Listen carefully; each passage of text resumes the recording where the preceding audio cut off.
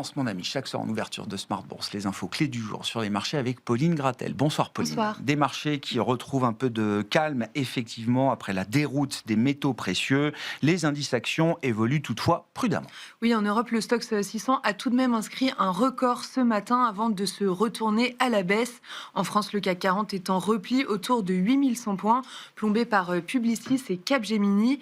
Publicis plonge de plus de 10% après sa publication.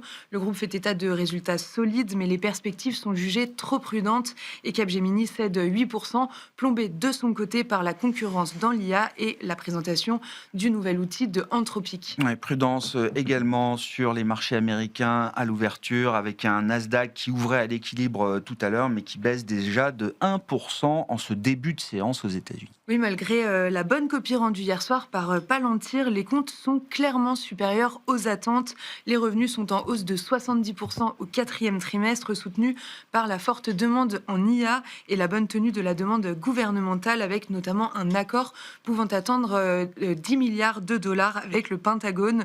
Les prévisions sont solides, la publication est saluée. Le titre bondit de 7% dans les premiers échanges et l'action a gagné 80% l'année dernière. Ouais, au-delà de Palantir, on attend une centaine de publications au sein du S&P 500 cette semaine, dont Pfizer qui publiait aujourd'hui. Oui, malgré un repli des revenus au dernier trimestre, Pfizer dépasse les attentes des analystes. La perte nette se chiffre à 1,65 milliard de dollars en 2025 à cause de charges qui ont quasiment doublé. Le groupe confirme toutefois ses objectifs pour 2026. Le titre est en repli de 4% dans les premiers échanges à Wall Street. Les investisseurs ont pris connaissance également des chiffres d'activité de PepsiCo, avec un groupe qui est en train de faire évoluer sa stratégie de prix. Oui, le dernier trimestre est meilleur qu'attendu pour PepsiCo. Après plusieurs trimestres de hausse des prix, le groupe annonce une baisse des prix sur ses marques phares comme Lay's et Doritos, allant jusqu'à 15% aux États-Unis. Le titre est en hausse de plus de 3% dans les premiers échanges.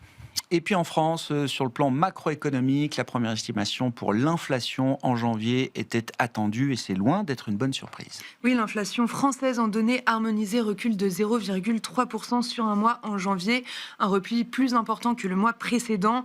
Sur un an et toujours en données harmonisées, l'inflation ne progresse que de 0,4%. C'est nettement moins qu'attendu et que le mois précédent, et c'est au plus bas depuis 5 ans. Que dire au passage des équilibres sur les grands marchés macro, que ce soit les marchés de taux ou de commodités également, bien sûr, Pauline. Le rendement américain à 10 ans remonte légèrement autour de 4,30% et le dollar se raffermit avec un euro-dollar autour de 1,18.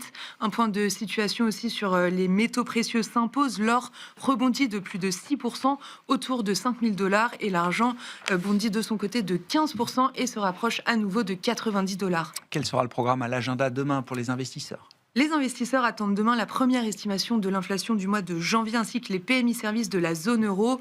Aux États-Unis, on attend l'ISM Service et l'enquête ADP sur l'emploi privé notamment. Les investisseurs arbitreront demain les résultats d'AMD publiés ce soir. Et demain, la séance sera à nouveau rythmée par les publications. Alphabet, Eli Lilly, Novo Nordisk, Qualcomm, Arm ou encore Uber sont attendus. Tendance, mon ami, chaque soir en ouverture de Smart Bourse, Pauline Gratel est avec nous et vous apporte les infos clés du jour sur les marchés.